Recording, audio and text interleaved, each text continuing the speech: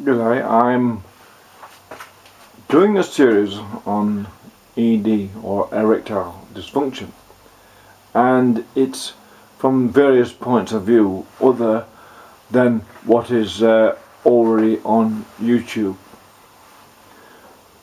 What isn't realised is sometimes it's a mismatch of emotions from the very beginning that then cause erectile dysfunction in men in the longer term. In other words, it's not always the man's fault. It's not always within him. It's because the female, because they may have rushed into a relationship before knowing each other properly, before understanding each other properly, as many people do, and then eventually, because it's not truly that emotional and intellectual love that would bond the people forever, eventually because of the need for the woman, for the female to be excited by the thought of the male, because that will diminish quicker in those types of relationships, the natural chemical odours that females give off when they're ready for sex or excited by the thought of sex will not be there. They can be aroused by various means and that, but naturally they're not there. So, but the males not realising this, although it's in the head and it's in the visuals and everything, basically it's also within the chemistry, the emotional chemistry, chemical makeup, which causes the excitement in the male, sexual excitement. It will not be there if the female's chemical makeup or chemical excitement is not present. There will be caused an erectile dysfunction, and I don't think it's quite understood, and it gets back to how you create the relationship in the first place. Is the relationship based on infatuation? Is it based on a desperate need just to have sex by the guy, or a need for the woman to have a man to protect her, or she feels vulnerable or lonely? Those things go together to cause, very often, more and more the case as life changes, from the traditional way of setting up relationships and marriages to how it is now. It's a mass dating game, catering very often to instant gratification, and that's why there's a massive bloom of dating sites on the web, I believe, because of this confusion.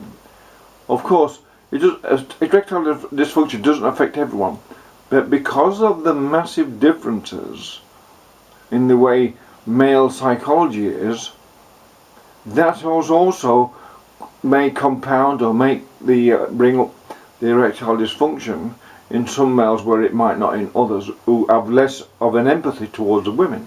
The more of an empathy a male has towards women, the more likely he is to get erectile dysfunction. This is a contradiction, if you like, in the way in our psychology we would like to make love, but because it's not exactly right, the chemistry isn't right, we can't.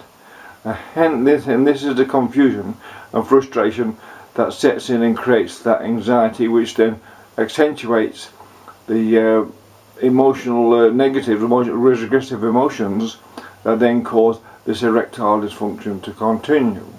How this is overcome it can be a complex matter. I will talk about further in other videos on this, but it's how people set up their relationships in the first place. They rush into bed with people, and a man will sleep, if he hasn't had sex with women for quite a while, he'll sleep with any woman. I mean, he will be excited by the thought of having sex, and they rush into relationships, and it may be the very wrong thing to do. After all, it's far better for women to be over the other man she's had, far better that she's waited 9 months at least since she had sex with another man. It might sound weird and old-fashioned, but this is to save harm to women and to men. Okay, going without sex for 9 months might seem a long time, and it is in a way, but nonetheless it's about relationships not failing in the end. By jumping into bed then with a guy who, you know, the first guy, after you date them and you jump into bed very soon, they expect you to do pornographic stuff as soon as a man starts. Asking and not expecting women, and women are expected to do pornographic stuff when they may not normally want to. Did they finish their last relationship doing that? No. That's the real them. That's the real them. The real them is that. But they continue the next one showing off how sexy they are, because there's a competition these days in women to be the best porno star to actually entrap a man. And it then works, because in the end he will expect that to continue. She will not want to continue that because she'll become maybe offended or grossed out by the acts. And then eventually that will put her off. Eventually it will cause an emotional or chemical barrier, and that will then bring about erectile dysfunction. Now how we overcome that, now that's overcome, I will talk about that at length in other videos. But this is about a warning, about facing up to the fact that rushing into relationships earlier than the people are ready, before they're absolutely certain they actually click, we have to get together, the emotional fractals are matched.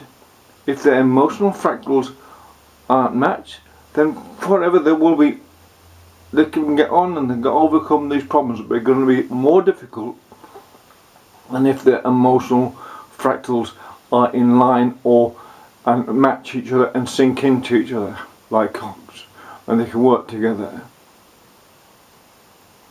There's dissidence and inference in relationships, and it's the dissidence within what's set up in the beginning that's not noticed, it's it's ignored because of the excitement and all that sort of stuff.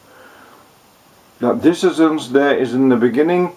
It may be ignored for all sorts of reasons, but in the end that dissidence will work through into the relationship, will cause then this thing called erectile dysfunction as much as any other factor. Of course, if you don't get healthy and all those other things, you watch too much porn, all those things will desensitize you and make you less sexy and lose your libido. But nonetheless,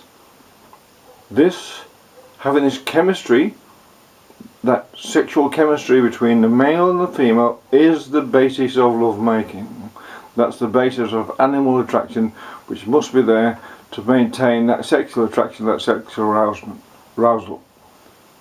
Anyway, I just thought I'm just going to do a series of shortish videos which will gradually, I hope, put together a better picture about human relationships which are based on sexuality, not social ideas, religious constructs or anything like that, because I think this is a basis for a lot of unease in the Western world in particular. A lot of angry people out there, and I wonder it's because they forgot how traditionally relationships worked